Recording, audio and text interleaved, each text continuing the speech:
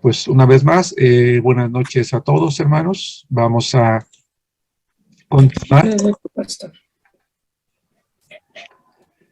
Estamos estudiando la materia de Misiones 1. Hemos aprendido diferentes aspectos respecto al área de las misiones. Y déjenme dar un repaso general. Recuerden, por favor, apagar sus micrófonos para que no se vicie, hermanos, por favor, la transmisión. Pongan sus micrófonos en mute para que no se escuchen ruidos. Les comentaba que estamos estudiando la materia de misiones y hemos aprendido ya, hermanos, en este momento, hasta este momento, que hemos hablado acerca de que Dios tiene un plan y tiene un propósito. Hemos comentado que ese plan y ese propósito están claramente anunciados en la Biblia, que desde Génesis hasta Apocalipsis, hermanos, podemos comprender, podemos dilucidar con claridad cuál es la responsabilidad que tenemos como iglesias, cuál es el mensaje que tenemos que predicar, cómo tenemos que hacerlo, y también hemos aprendido que el Señor nos ha dado el poder para poder llevar a cabo esa tarea. Hemos aprendido que sin la Biblia sería prácticamente imposible dar a conocer, hermanos, el mensaje de Cristo, ya que la Biblia es la herramienta fundamental que cada uno debemos de utilizar, pues ella es la que nos da toda la información que necesitamos conocer acerca de Dios.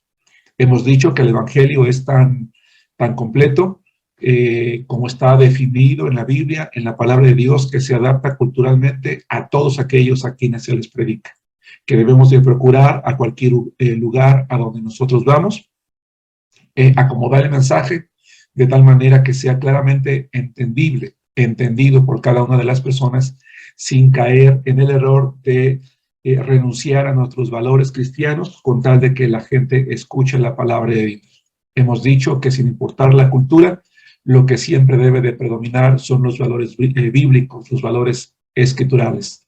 Hemos comentado también, hermanos, que el propósito de Dios es mostrar su gracia, mostrar su misericordia a toda criatura, a toda su creación, a quien le ha permitido tener el control también de todo lo que él ha creado.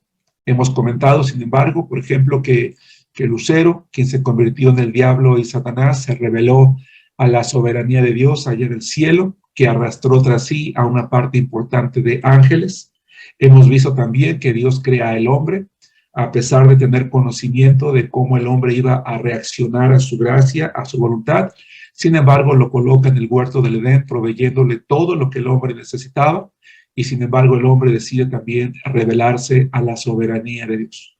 Por eso es que la Biblia, desde el Antiguo Testamento, nos va a anunciar cómo ese plan y ese propósito de Dios van a venir desarrollándose a través de una nación en particular que fue formada a través de los lomos de Abraham. Abraham es un nombre muy importante en el Antiguo Testamento, porque él es el hombre cuya simiente Dios va a utilizar para redimir al hombre, a toda la humanidad. El Nuevo Testamento nos lleva a conocer la vida de este hombre hasta llegar a David, un hombre también muy importante, porque a través de su simiente, Dios, por medio de Jesucristo, establecería un reino mundial. Hemos comentado que los hijos de ambos se convirtieron en tipos de Cristo, porque uno de ellos tipificaba su obra y otro de ellos tipificaba su gloria y su esplendor como rey.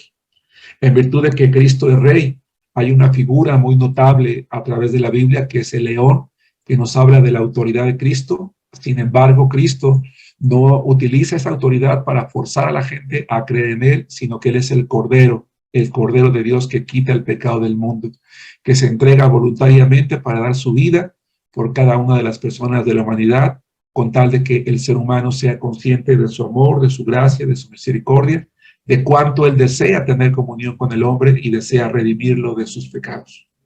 Hemos aprendido también que si nosotros examinamos la Biblia desde el principio, así como Lucero en el cielo se rebela contra la soberanía de Dios, el hombre se rebela contra la soberanía de Dios, de tal manera que entre más se aleja de Dios, el hombre ha venido a través de las generaciones degenerándose notablemente de una manera pues que es preocupante. La degeneración moral del hombre ha sido continua, ha sido constante. Hemos visto también que lamentablemente, así como Adán fracasó la gente del tiempo de Noé fracasó, la familia de Abraham fracasó en llevar a cabo la tarea que Dios les había encomendado, porque él quería que el pueblo de Israel que formó a través de Abraham llevara a cabo, hermanos, se desarrollara como una nación misionera en el mundo, de tal manera que les asignó una responsabilidad y les dio una oportunidad. La responsabilidad era llevar el mensaje de Dios a todas las naciones. Esa oportunidad era única, fue exclusiva para el pueblo de Israel. Y para ello los convirtió en una nación bendecida, en una nación cuidada, en una nación que creció, en una nación que tuvo reyes, que tuvo profetas, que tuvo predicadores. Vimos que para que el pueblo pudiera llevar a cabo con facilidad, para que pudiera desarrollar o aprovechar esa oportunidad, colocó a los descendientes de Abraham en un lugar estratégico, hablando de manera geográfica, en el centro de la tierra de aquel tiempo, conocida de aquel tiempo, Asia, África y Europa, para que toda la gente que pasara por su tierra, escuchara el mensaje, lo propagara en el mundo. Por si fuera poco, levantó hombres como Daniel, como Jonás, profetas que fueran al mundo también a predicar la palabra, que la predicaran dentro de la nación. Les ordenó levantar un tabernáculo, después un templo que se convertiría en una fuerza centrípeta, ¿verdad?, que atraería a la gente a su nación para escuchar el mensaje de Jehová, el mensaje de la ley. Lamentablemente, hermanos, el pueblo falló, cayó en desobediencia, cayó en idolatría, de tal manera que el rechazo fue la respuesta, tropezaron. Y al tropezar, hermanos, el mensaje dejó de comunicarse. No solamente tropezaron, sino que a causa de sus pecados, ellos terminaron siendo llevados cautivos. Fue en el cautiverio cuando ellos de alguna manera reaccionaron y empezaron a hacer prosélitos. Lamentablemente esos prosélitos o convertidos, lejos de ser llevados a la ley de Jehová, eran llevados a guardar tradiciones y costumbres de hombres que no tenían nada que ver, hermanos, con la voluntad de Jehová, con la voluntad de Dios. Dios le había mostrado a Israel que él era su Señor, que Él es su Señor, que establecería un reino para con ellos. El pueblo falló, sin embargo, esa promesa de establecer un reino, Dios la ha mantenido constante y en el futuro Dios levantará un reino para cumplir esa promesa al pueblo de Israel. En virtud de que Satanás se rebela, el hombre se rebela, el pueblo de Israel se rebela para cumplir con la tarea, Cristo viene al mundo y establece la iglesia. Y establece la iglesia con el propósito de que sea ella la que proclame el evangelio en todo el mundo. Hoy, el tema número 7 que vamos a estudiar, hermanos, es un tema que se llama las primeras referencias escriturales del plan misionero.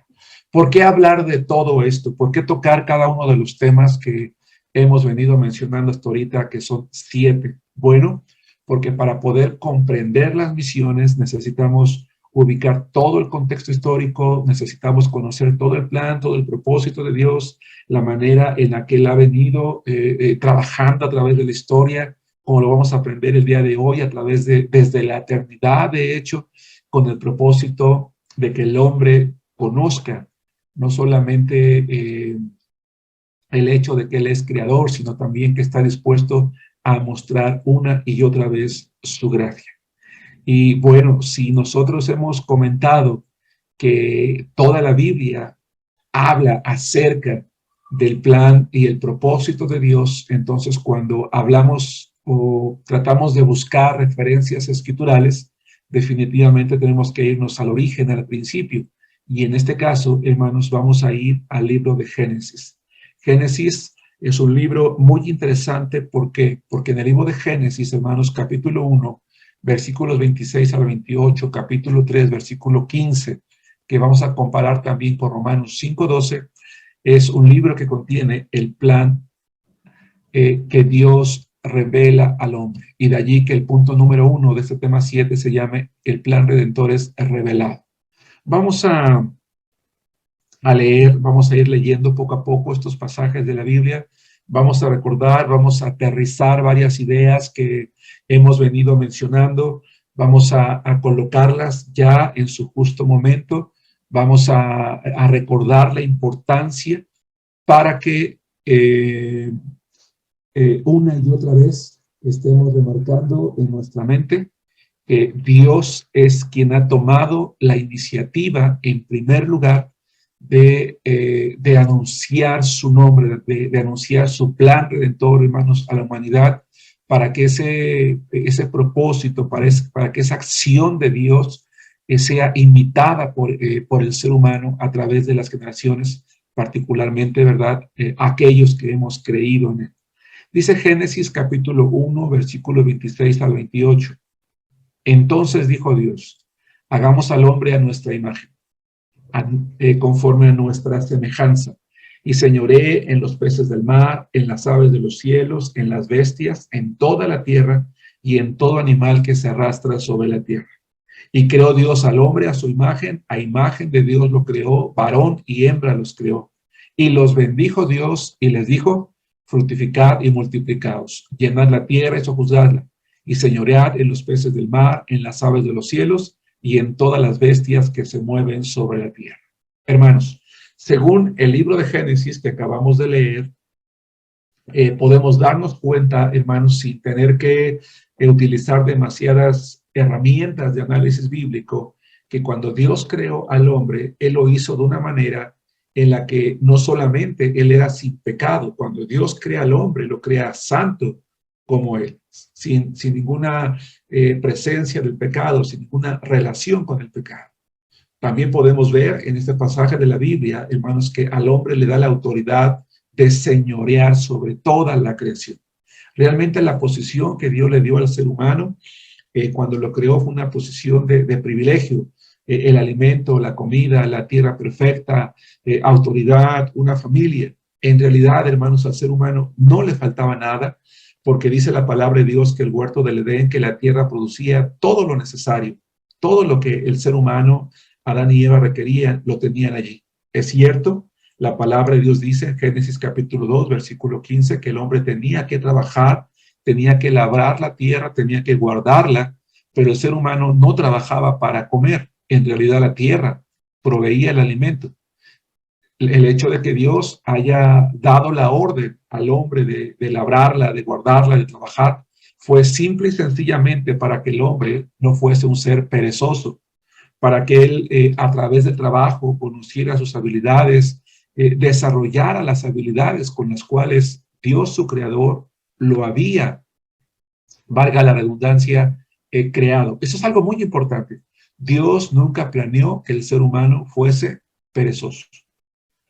Aunque Dios había planeado todo para que la tierra le diera todo, el ser humano tenía que trabajar para poder desarrollarse, su intelecto, sus capacidades, sus habilidades. Y eso es algo que tenemos que tener nosotros presente, porque vamos a darnos cuenta, o vamos a recordar, o vamos a aprender el día de hoy, o a través de toda esta materia, que ahora que nosotros somos hijos de Dios, tenemos que pensar en eso, que Dios no nos salvó para estar cómodamente sentados en la banca o en la silla de nuestra iglesia, del templo, allí esperando recibir todo. No, Dios nos creó con habilidades, con capacidades, con el propósito, en este caso, de que nosotros trabajemos también para Él.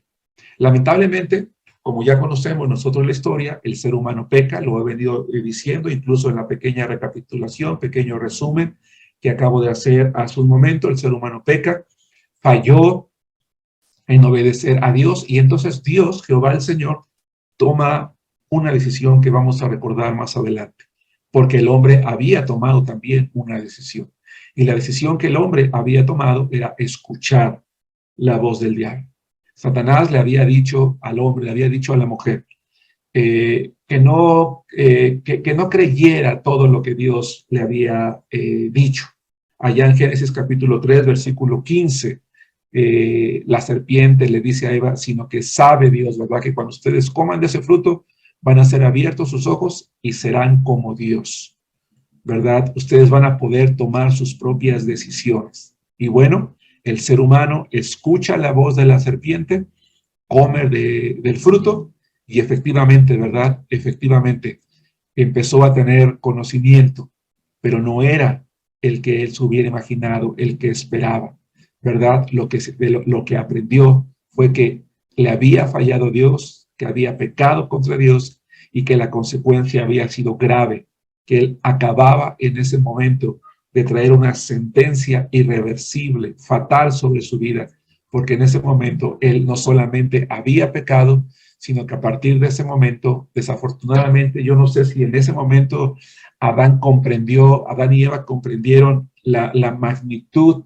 de la decisión tan grave que habían tomado, porque prácticamente con esa acción de rebelión, de rebeldía ante Dios, toda la humanidad a partir de ese momento vendría a heredar esa naturaleza pecaminosa. Por eso es que Romanos capítulo 5, versículo 12, dice lo siguiente: por tanto, como el pecado entró en el mundo por un hombre. Recordemos que se habla del hombre porque Adán era la cabeza de la mujer, ¿verdad? Él tenía la responsabilidad de haber cuidado a su esposa, él asumía como hombre la responsabilidad también en ese sentido, porque además voluntariamente había decidido pecar también. Por tanto, como el pecado entró en el mundo por un hombre y por el pecado la muerte, así la muerte pasó a todos los hombres por cuanto todos pecaron. Y entonces, desafortunadamente, hermanos, las consecuencias fueron trágicas. ¿Qué es lo que hace Dios? Yo decía hace rato, Dios tiene que tomar una decisión porque el hombre ha tomado una decisión. Y entonces, ante la caída del hombre, Dios emite varios juicios. Y al emitir esos juicios, nosotros vamos a tomar uno de ellos que ya hemos multiplicado en esta materia, pero que hoy vamos a recordar más específicamente. Es Génesis capítulo 3, por favor, versículo 15. En Génesis capítulo 3, versículo 15, está Jehová el Señor hablando y dice lo siguiente: y pondré enemistad entre ti y la mujer, y entre tu simiente y la simiente suya. Esta te herirá en la cabeza y tú le dirás en el calcañar. Esa palabra simiente, hermanos, es un término hebreo que significa genealogía, que puede ser traducida como hijo. Lo que Dios está diciéndole en esa sentencia es algo así como: haré que tú y la mujer sean enemigos, lo mismo que tu descendencia y su descendencia. Tu descendencia te aplastará la cabeza y tú le vas a morder el talón, le vas a aplicar una herida que no le va a generar ningún problema, que no le va a generar ninguna derrota. Hermanos, Dios, cuando el hombre peca, decide anunciarles precisamente ese plan y ese propósito que él había establecido ya desde la eternidad, que es su redención. Le dice: y entre tu simiente y la simiente suya, esta. Ya en otro momento les había comentado que en hebreo, el término hebreo utilizado en esta es la tercera persona del singular, que es él. Es decir, este hijo, este varón que va a nacer de la descendencia de ella y únicamente de ella. Aquí está implícito el anuncio del nacimiento virginal de Cristo. Está implícito que ese hijo sería un varón. Está implícito que ese hijo va a dar un golpe. Dice: él mismo te herirá en la cabeza. Él mismo te va a dar un golpe mortal. Él mismo va a acabar con la obra que tú has empezado aquí. Y aunque tú intentarás llevar a cabo o dar un golpe también semejante, el que vas a dar no va a ser comparado con el que recibas de parte de él. De tal manera que aquí hay algo muy interesante, hermanos, y muy importante. Cuando Jehová el Señor anuncia su plan redentor a la humanidad, en este caso a Adán y Eva, no solamente habla de aquel Salvador que vendría, no solo habla de aquella virgen que sería la que le daría luz, no solamente habla del resultado que habría con motivo de la llegada de ese hijo varón, sino que a partir de ese momento, hermanos, Satanás está consciente. Satanás está consciente de cuál es su fin. Él está consciente de su derrota, porque desde el principio Dios se lo anunció, que aun cuando él sería enemigo de la humanidad y la haría caer constantemente en pecado, hermanos, y la tendría en persecución, su destino estaba marcado. ¿Y cuál es ese destino? La derrota. ¿Por qué, hermanos? Porque Jesucristo en la cruz sería vencedor, daría el golpe mortal a la descendencia de la serpiente, y con ese golpe mortal, con su muerte, con su resurrección, él lograría, hermanos, redimir al hombre. Él mostraría su poder allí en la cruz y mostraría su poder, hermanos, al resucitar. Por eso, Romanos capítulo 1, versículo 14 dice que fue declarado Hijo de Dios con poder, según el Espíritu de Santidad, por la resurrección de entre los muertos. Porque en ese momento, hermanos, ese plan redentor que había sido anunciado allá en el libro de Génesis se estaba consumando en la cruz del Calvario. A la primera humanidad, hermanos, entonces se le declara la llegada de Jesús, del Hijo de una Virgen que sería el Salvador y que acabaría con la obra de la serpiente. Ese plan redentor, hermanos, es el mismo que tiene que ser predicado, que tenía que ser predicado a través de las generaciones, y es el mismo plan redentor que tiene que ser predicado, hermanos, el día de hoy. Veamos entonces ese detalle, porque entonces una vez que el Señor anuncia ese plan redentor, Él lo va a ir afirmando o lo va a ir confirmando a través de las Escrituras. De tal manera que el punto 2 que vamos a ver es que el plan redentor declaraba o implicaba o exigía un nacimiento virginal. ¿Por qué? Bueno, la respuesta es muy simple, porque para que Jesucristo pudiera redimirnos de nuestros pecados, Él tenía que ser sin pecado. Por eso es que el nacimiento sería a través de una virgen, porque no heredaría la naturaleza pecaminosa. Por eso es importante el pasaje que leímos hace rato, hermanos, de Romanos, porque en Romanos se aclara algo muy importante. En Romanos capítulo 5, versículo 12, que por el pecado entró la muerte y la muerte pasó a todos los hombres. Jesucristo, al nacer de una virgen, no heredaría esa naturaleza pecaminosa, y por eso es que podía morir por nuestros pecados. Vamos a leer cada uno de estos pasajes que están allí citados, como son Isaías capítulo 7, versículo 14, Isaías 9, 6, Gálatas capítulo 4, 4, Lucas 1, 26 y 27, para considerar esta parte importante que estamos nosotros mencionando aquí, hermanos, en este momento. Dice Isaías capítulo 7, versículo 14. Por tanto, el Señor mismo les dará señal, he aquí que la Virgen concebirá y dará a luz un hijo, y llamará su nombre Emmanuel. Si ustedes recuerdan, hermanos, en la materia de análisis bíblico, yo les comentaba que cuando hablábamos acerca de los pasajes paralelos, veíamos que los pasajes paralelos son aquellos pasajes en los cuales se repite una misma palabra, una misma frase, o donde se desarrolla de manera más amplia una misma enseñanza o una misma doctrina. Allá en Génesis capítulo 3, versículo 15, cuando Jehová el Señor declara su plan redentor, hay algunos detalles que a lo mejor quedan, vamos a llamarlo así, ocultos. A lo mejor no del todo claros. Para nosotros hoy en día es claro, porque tenemos toda la Biblia. Pero el pueblo de Israel, en la medida en la que él fue creciendo, en la medida en la que fue desarrollándose como nación, Dios fue revelándose paulatinamente, y paulatinamente fue revelándole también detalles a Israel acerca de su plan redentor.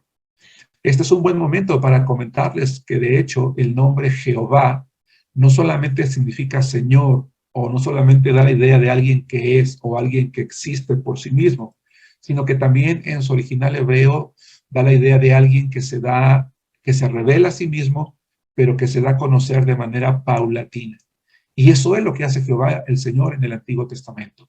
Se va revelando paulatinamente, de tal manera que cuando el pueblo de Israel ha asimilado una enseñanza, pues entonces el Señor les declara otra, con el propósito de ir complementando cada una de las cosas que ellos han aprendido a través del tiempo, para que ellos puedan ir conjuntando cada uno de esos detalles y con el tiempo puedan tener toda la información completa. Eso no significa que el hecho de que no conociesen toda la información completa no hayan comprendido la primera, ni tampoco que haya sido una excusa para no haber aprovechado, haber ejercido la responsabilidad, haber cumplido con la responsabilidad que el Señor les había dado y mucho menos aprovechar la oportunidad que ellos habían recibido.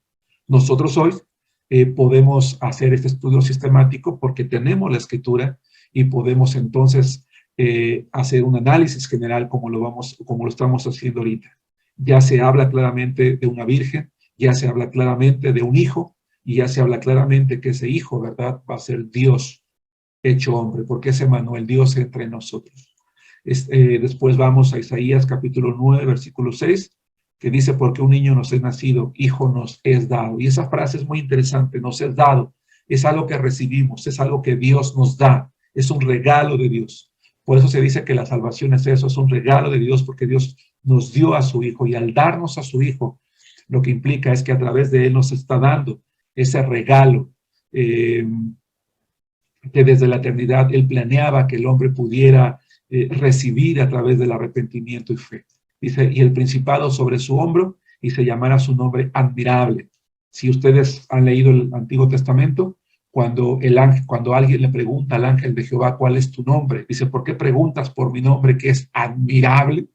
Y el ángel de Jehová utiliza ese nombre porque él es Cristo preencarnado. Admirable consejero. Déjenme decirles que en hebreo, aunque en nuestras Biblias en español, admirable consejero, son dos palabras, en hebreo realmente es una sola, y se debería de leer admirable consejero, es decir, alguien cuyo consejo nos da, alguien cuya palabra nos da consejos admirables. Dios, ahí está, Él es Dios, por eso Él es Emmanuel, por eso Isaías 7:14 dice es Emmanuel, él es Dios, Dios fuerte. Él es el eterno, Padre eterno, príncipe de paz. Dice Gálatas capítulo 4, versículo 4, pero cuando vino el cumplimiento del tiempo, ¿de cuál tiempo? Del tiempo que Jehová el Señor declaró en Génesis 3:15. Esto es interesante. En Génesis capítulo 3, versículo 15, Jehová el Señor está actuando como misionero porque está declarando el plan redentor a la humanidad. Él toma la iniciativa de ser el primero en anunciarle a la humanidad su plan redentor. Y Él lo va consumando a través del tiempo. Por eso hemos hablado de Abraham, por eso hemos hablado de David, por eso hemos hablado de ese pueblo que se fue construyendo, que fue creciendo, que fue desarrollándose a través de la historia. Hasta que llegara el cumplimiento del tiempo de los planes de Dios, dice, pero cuando vino el cumplimiento del tiempo, Dios envió a su hijo, aquel, decía yo, descendiente de la mujer, nacido de mujer. Vean, de la simiente de la mujer y nacido bajo la ley. ¿Por qué? Pues porque estaba sujeto de alguna manera, ¿verdad?, a todas aquellas, a la ley que él mismo había dado a su pueblo Israel, que de hecho él la cumplió, él no vino a abrogarla. Ustedes recordarán cuando leemos en los evangelios que él dice que él no vino a abrogarla, vino a cumplirla, y de hecho la cumplió más allá de lo que era cumplible. Y entonces cuando llegamos a Gálatas capítulo 4, versículo 4, podemos comprender entonces y podemos mirar hacia atrás y darnos cuenta de que no importa que pasen siglos o que pasen milenios, que pasen generaciones, Dios viene desarrollando sus planes y sus propósitos de manera clara, precisa, perfecta. Y eso nos debe de llamar la atención a nosotros, hermanos, porque quizás a veces algunos cristianos o algunas iglesias tendemos a caer en el conformismo o en la pasividad. Simplemente estamos sentados. Yo decía hace rato que Dios crea a Adán y aunque le da todo, Dios quiere que él trabaje, quiere que él haga algo para que desarrolle sus talentos, sus habilidades, las capacidades que Dios le dio. Y cada hijo de Dios debe de actuar de la misma manera y entender que si bien es cierto, Jesucristo vino al mundo en cumplimiento precisamente a la palabra del Señor, su plan redentor todavía sigue desarrollándose, todavía necesita seguirse proclamando. Podemos comprender cuando leemos estos pasajes el por qué la Biblia tiene una unidad, el por qué creemos en la Biblia como la palabra de Dios, por qué entendemos que si bien es cierto hay 40 autores humanos, hay un solo autor divino detrás de ellos, que es el Espíritu Santo, que viene desarrollando ese plan y ese propósito a través de una y otra referencia escritural para que el ser humano entienda que aunque pasen las generaciones, el plan de Dios sigue construyéndose, sigue desarrollándose.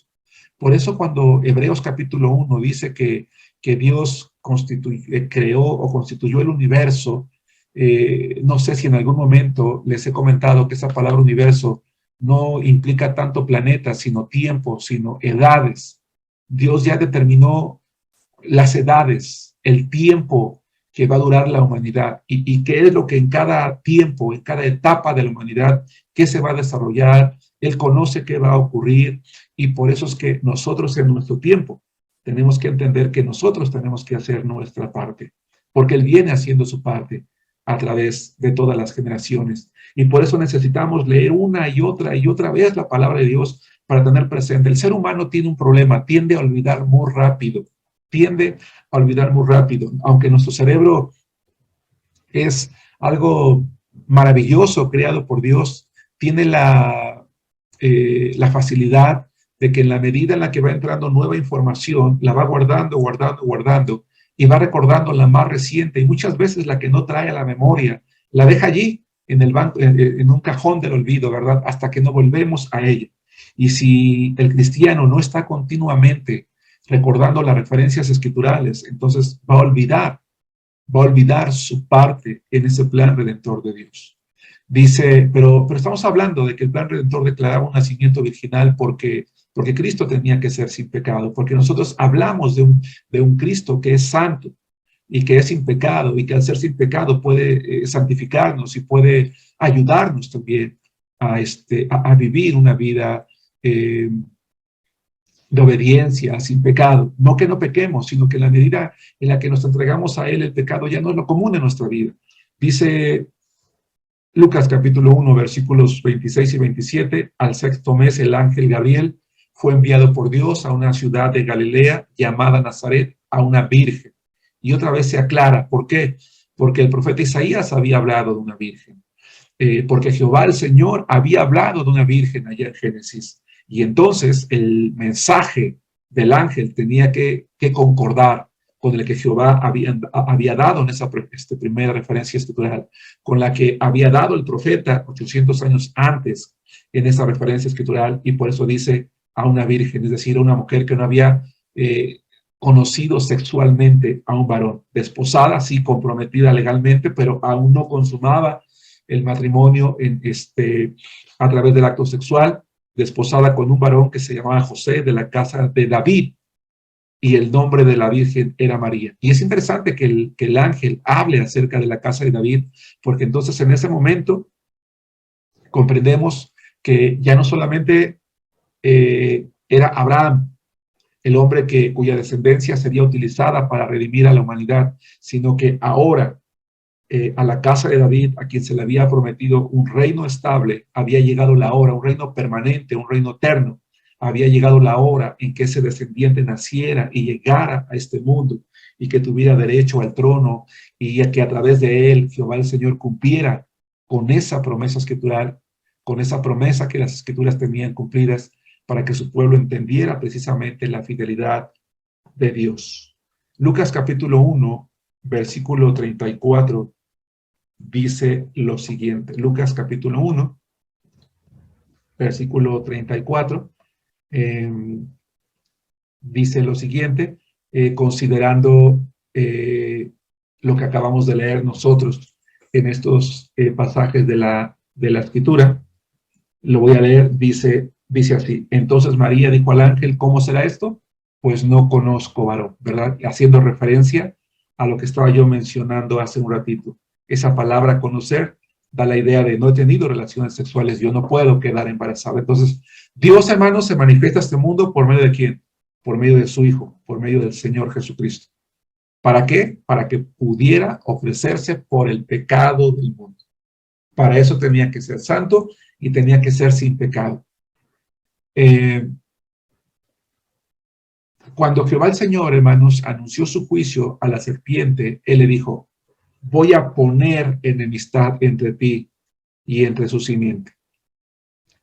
Vamos a recordar el punto anterior.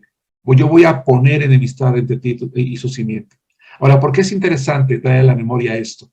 Porque lo que Dios le está diciendo es que todo lo que iba a ocurrir iba a ser posible gracias a su autoridad, gracias a que él iba a mantener el control. Eso es algo muy importante, dando a entender que lo que ocurriría solo sería posible gracias a su autoridad, gracias a su control y gracias a su poder.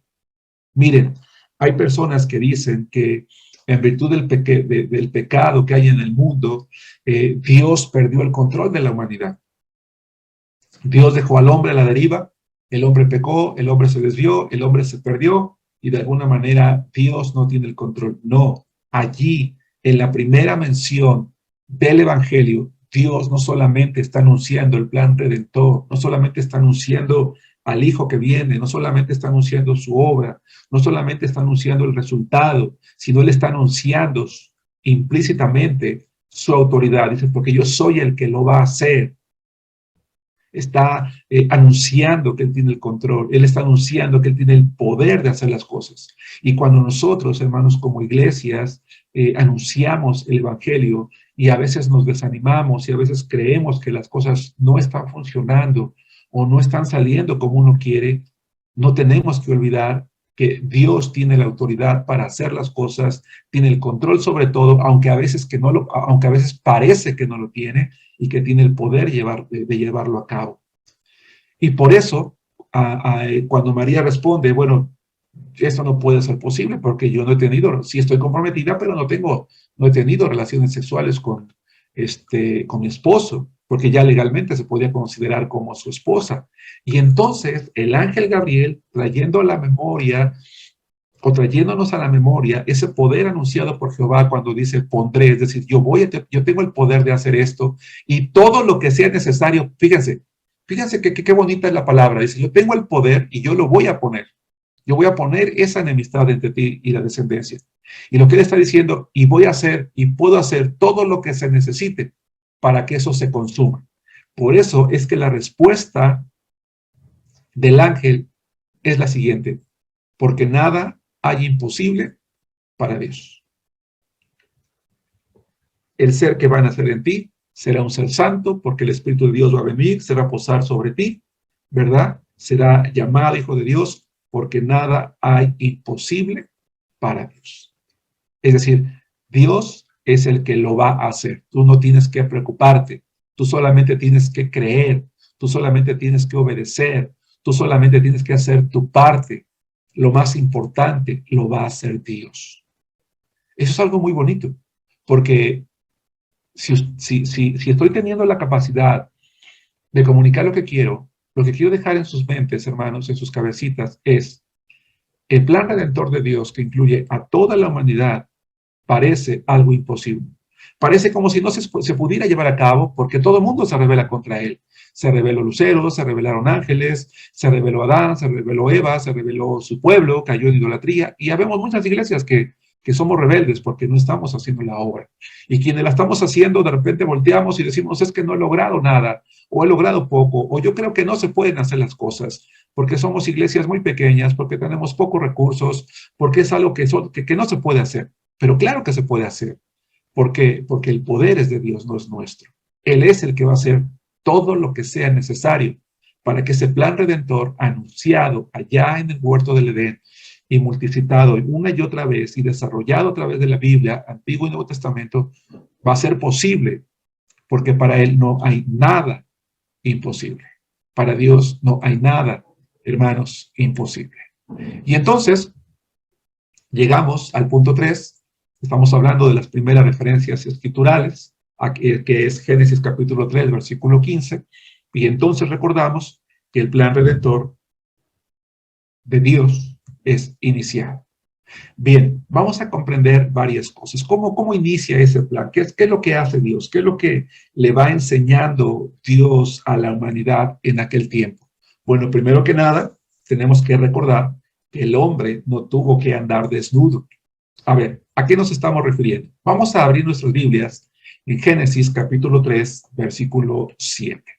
Y vamos a darnos cuenta, hermanos, cómo aquel plan redentor iniciado por Jehová el Señor allá en el huerto del Edén con los primeros seres humanos es es consumado allá en la cruz del Calvario cientos, miles de años después. Porque como ya les dije, Él creó el universo, creó las edades, creó los tiempos. Él está mostrando su orden, está demostrando su control, está demostrando su poder. Así que no perdamos, hermanos, el ánimo, no perdamos la esperanza, no perdamos la fe, no retrocedamos. Tenemos que hacer nuestra parte, la parte más difícil, esa le corresponde a Dios y para Él no hay nada imposible. Miren lo que dice Génesis capítulo 3, versículo 7. ¿Por qué tuvo que actuar Dios?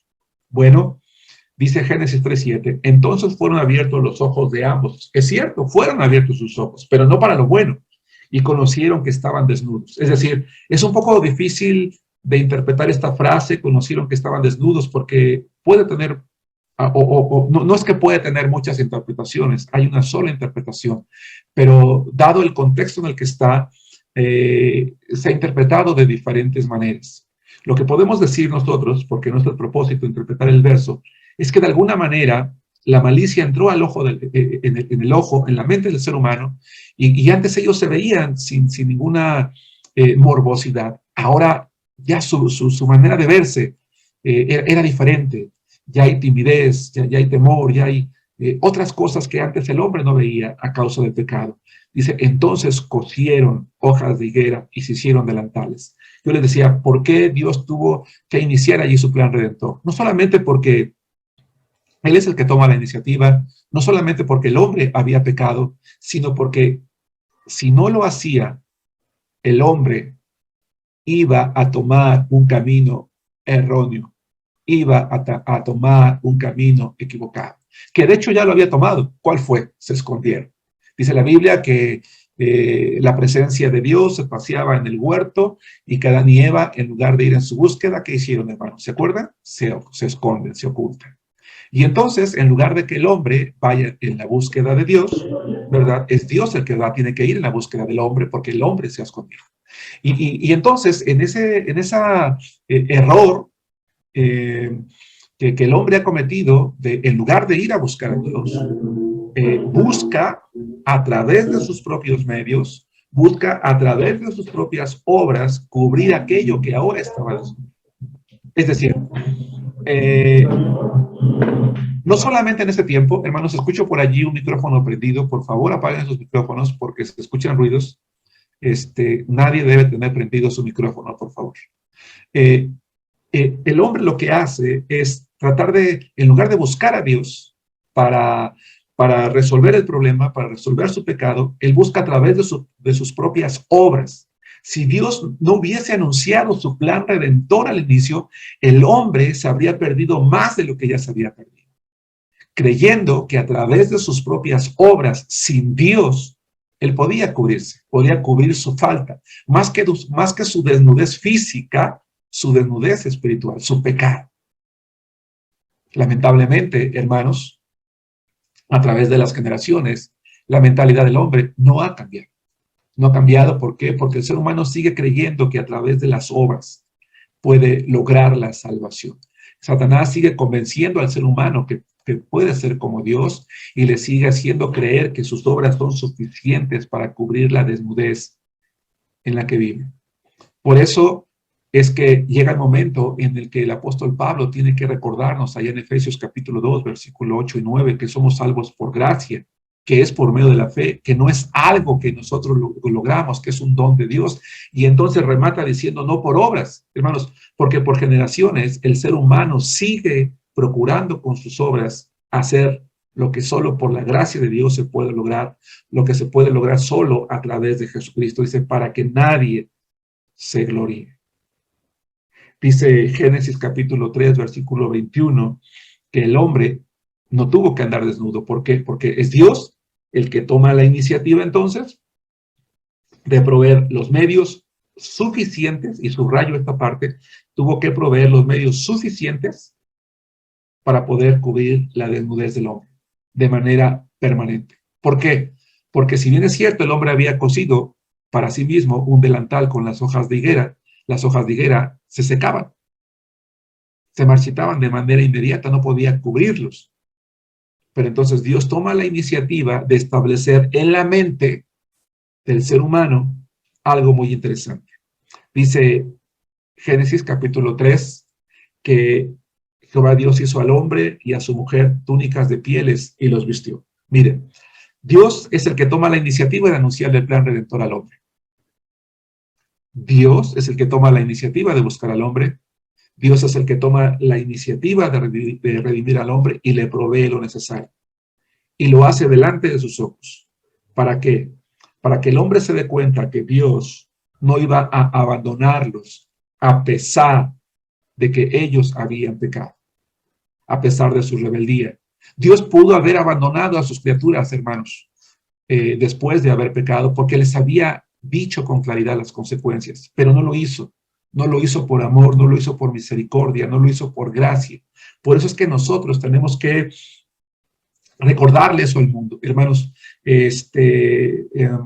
yo creo que ya algunos predicadores deberíamos dejar de mencionar la pandemia, pero pues no podemos dejar de hacerlo porque sigue vigente y además una nueva variante que amenaza con extenderse, quizás no con la misma gravedad, pero el mundo de hoy, no puedo decir toda la humanidad, pero buena parte del mundo de hoy, hermanos, ha perdido la esperanza. Cree que a Dios no le importa el mundo, que Dios nos ha abandonado, porque si no, no permitiría tantas muertes, tantas enfermedades y tantas cosas. Y por eso es en este momento en el que la iglesia debe de salir de sus templos, debemos de dejar de estar encerrados con miedo, hermanos, para ir al mundo a recordarle que Dios ha provisto lo necesario, no solo para la salvación, sino que Dios no se ha olvidado del mundo, Dios no nos ha abandonado, Dios nos está buscando.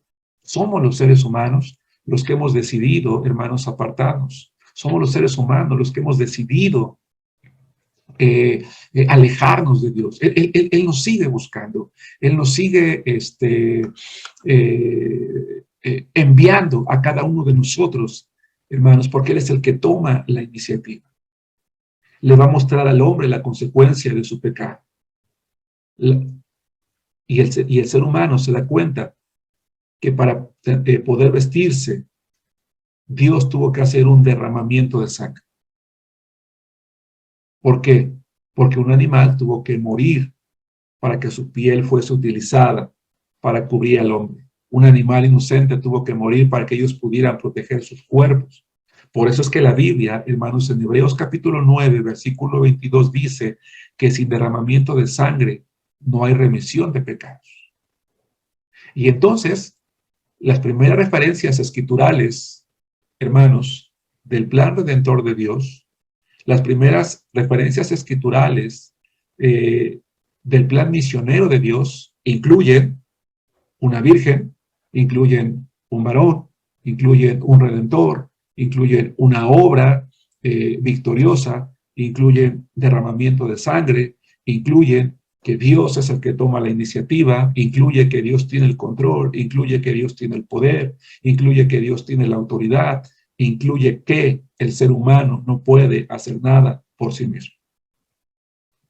¿Tenemos en claro eso nosotros? Yo creo que sí, yo creo que a estas alturas de la vida, sí, pero es necesario que recordemos todo eso, para que cuando nosotros salgamos a compartir el Evangelio de Jesucristo, vayamos entonces con la confianza de saber que lo que nosotros estamos anunciando es suficiente para traer esperanza, hermanos, a un mundo perdido. Que la sangre de Cristo fue suficiente en el pasado, es suficiente el día de hoy, seguirá siendo suficiente en el futuro. Porque como dice la primera epístola de Pedro, capítulo 1, versículos 19, hemos sido redimidos con la sangre preciosa de Cristo que fue derramada, ¿verdad?, como de un cordero sin mancha y sin contaminación. Dice Hebreos capítulo 9, versículo 22, y casi todo es purificado según la ley con sangre, y sin derramamiento de sangre no se hace remisión de pecados.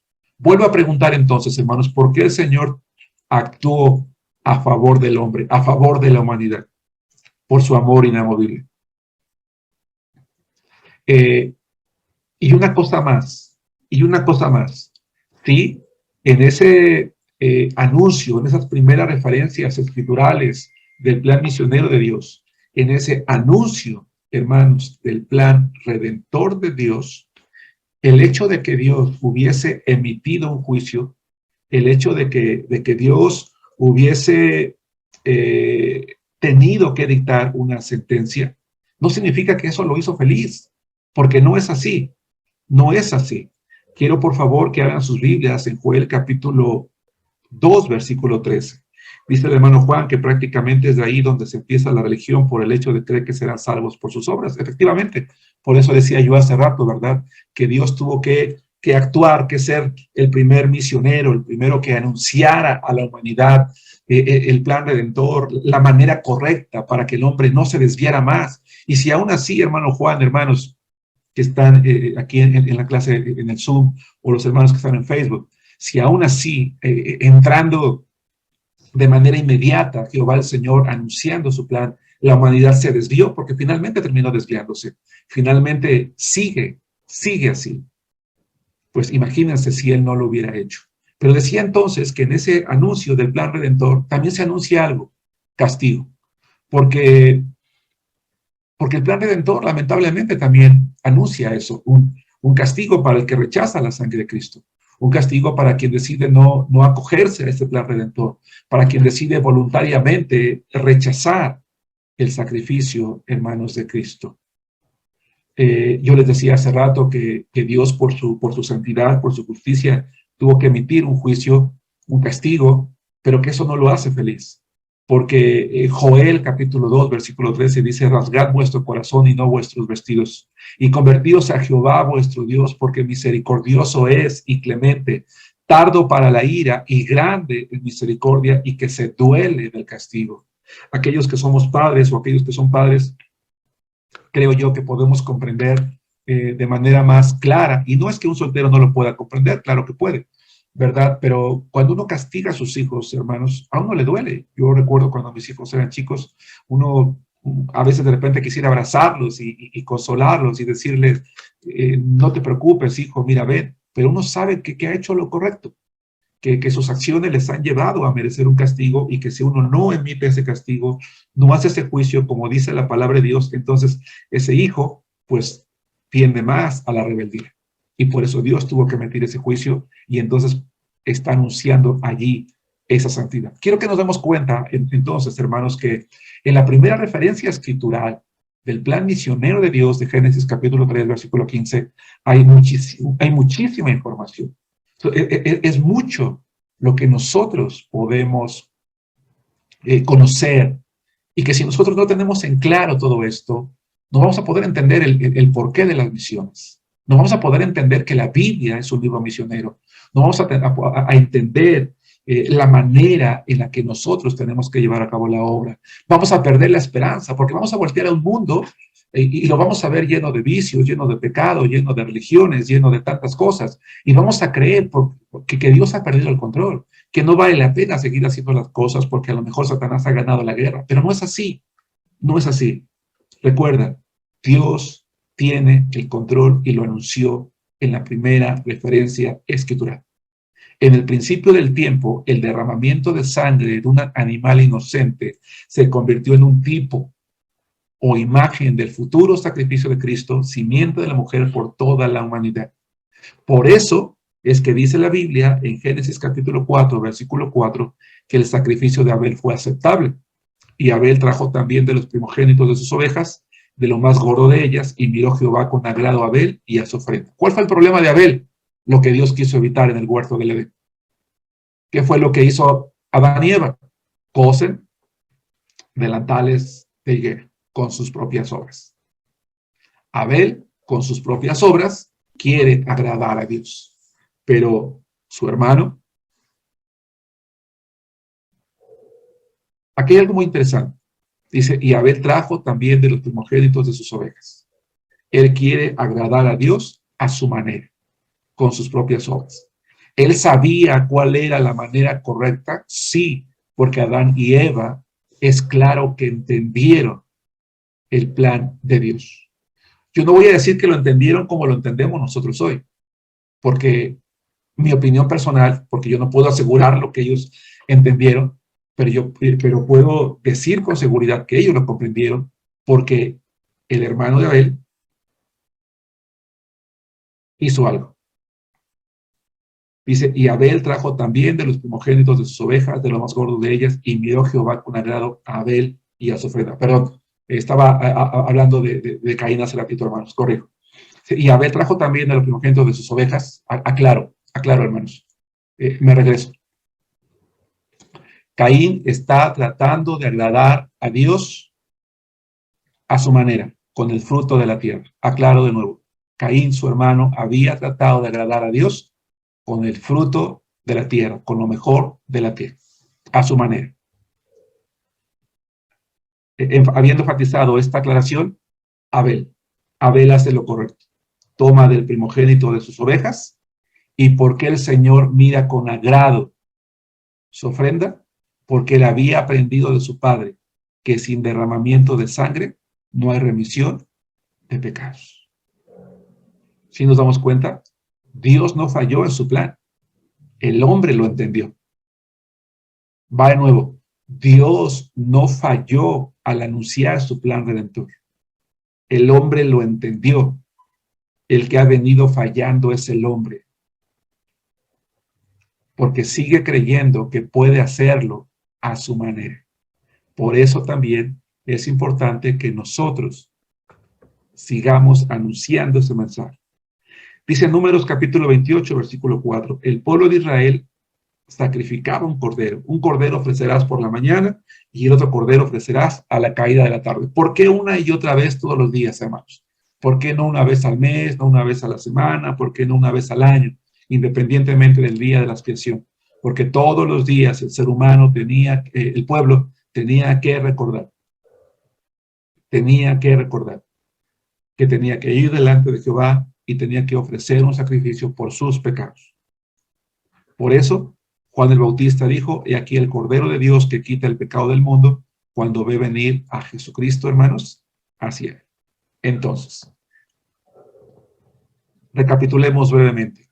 El plan redentor, hermanos, que empezó en el libro de Génesis, culminó en la cruz del Calvario, donde Cristo, simiente de la mujer, aquella simiente anunciada en Génesis 3:15, derrotó al diablo, y por eso es que Jesucristo, hermanos, según Juan capítulo 19, versículo 30, pudo declarar en la cruz del Calvario, consumado es.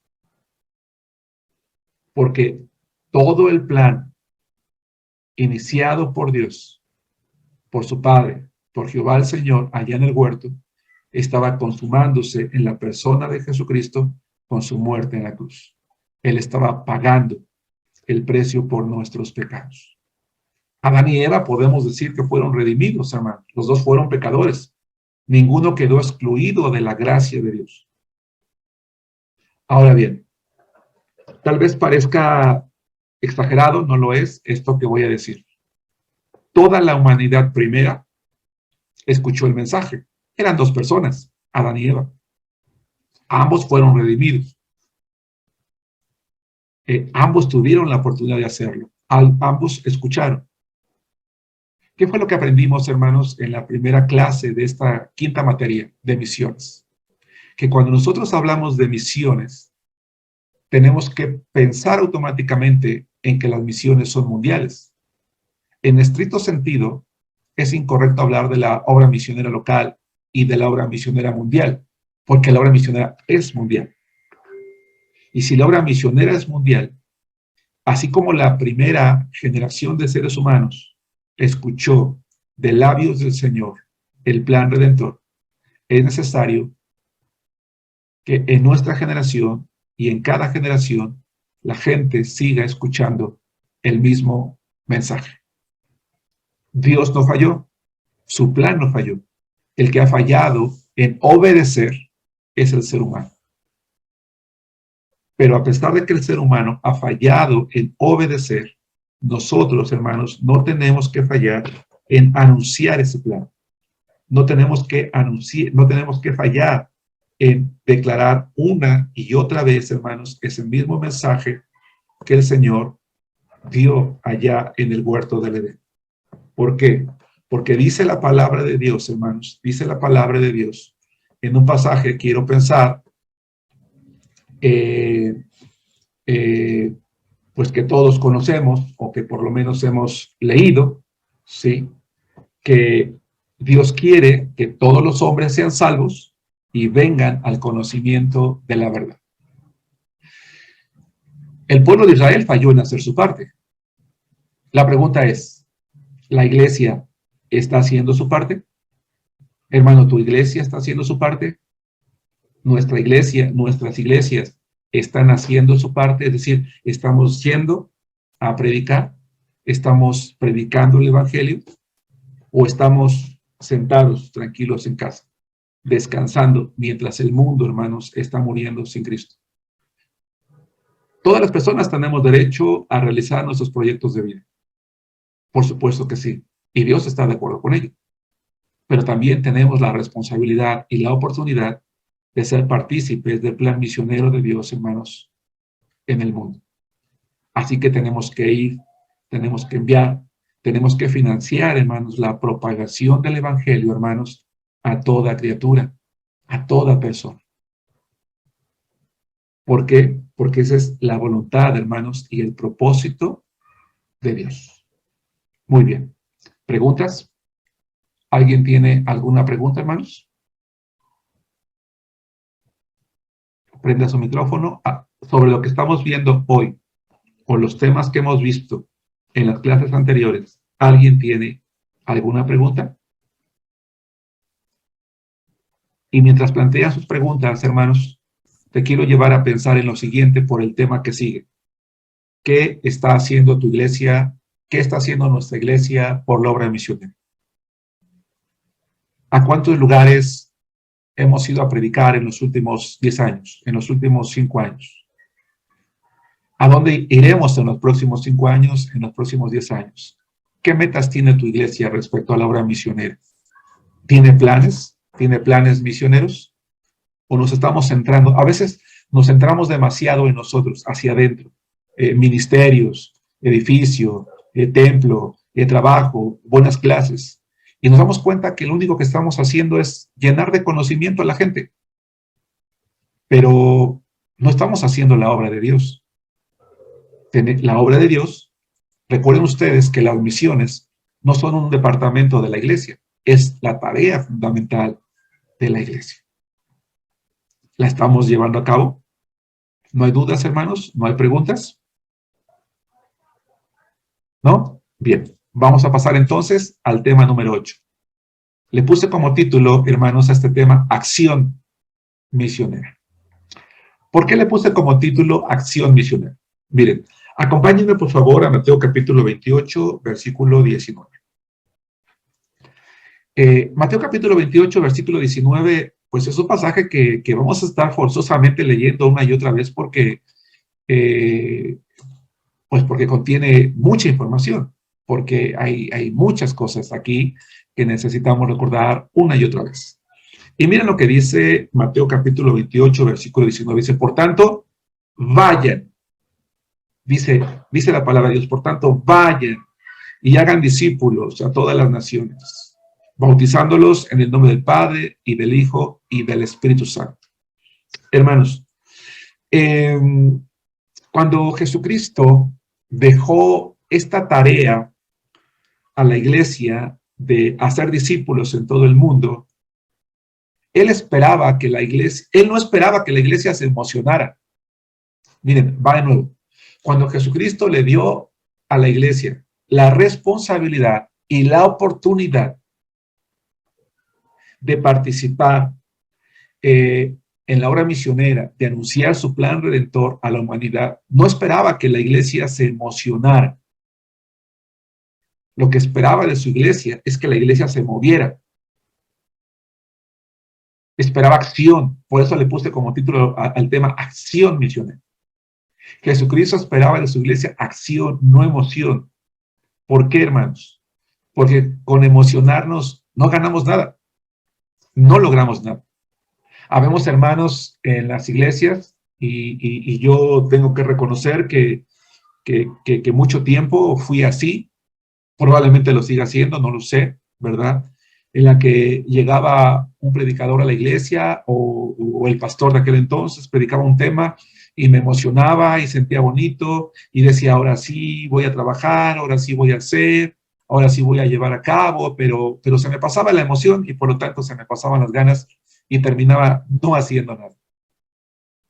Uno no logra nada haciendo nada.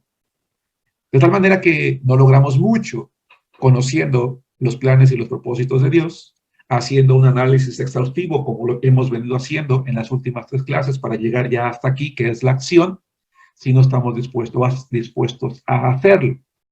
Y para hacerlo necesitamos misioneros. Necesitamos creyentes que sean discípulos. Discípulos que estén dispuestos a ir a ser otros discípulos. Hermanos, Dios necesita pastores y necesita misioneros. ¿Estás dispuesto a ofrecer tu vida, tu profesión, tu juventud? Es más, porque tenemos hermanos aquí ya mayores. A lo mejor tú dices, hermano, yo ya estoy grande, ya no tengo muchas fuerzas. Es más, ya me voy a jubilar. Yo ya no podría ser un misionero. Tú puedes ser un misionero, porque todo lo que necesitas es poder hablar, es poder caminar, o que alguien empuje tu silla de ruedas, o que tomes tus muletas y camines. Porque todos podemos ir. A lo mejor tú dices, es demasiado tarde. No, no es demasiado tarde. Puedes ir al campo misionero y puedes trabajar en la obra de Dios. Podemos trabajar en la obra de Dios. Hermanos, nosotros hoy en la mañana viajé al estado de Tlaxcala y tuve que hacerlo temprano porque fuimos a hacer unos trámites. Hemos establecido una nueva iglesia en una comunidad que se llama Muñoz de Domingo Arenas. Y hoy fuimos tenemos un terreno y fuimos a contratar los servicios de agua, de luz, de drenaje y una serie de trámites y de papeleos para poder empezar a tener cultos allí. Y dentro de los hermanos que van a trabajar, hay un par de hermanos, 2 de ellos ya grandes, ya muy grandes de hecho. Para serles honesto, una de las hermanas apenas puede caminar y su esposo pues también por la cuestión de la edad. Y entonces platicaba yo con el otro pastor de nuestra iglesia, que se llama Luis. Íbamos en el coche platicando, un viaje de más de 2 horas, y yo le decía, ¿sabes una cosa? Lo hermoso de esto es que hoy en día sigue pasando lo mismo de siempre. Los hermanos que no pueden son los que quieren, ¿verdad? Y cuando digo no pueden, me refiero a su edad, me refiero a lo físico, pero eso no los detiene. Son los que quieren ir, son los que están allí.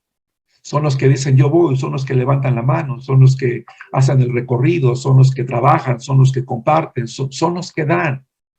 Entonces, si tú eres un hermano que ya crees que la vida se te pasó y que no lo puedes hacer, lo puedes hacer. Si eres muy joven, lo puedes hacer. Todos podemos hacerlo. Ahora, no me voy a referir particularmente a aquel que puede ser un evangelista, que puede salir a la calle a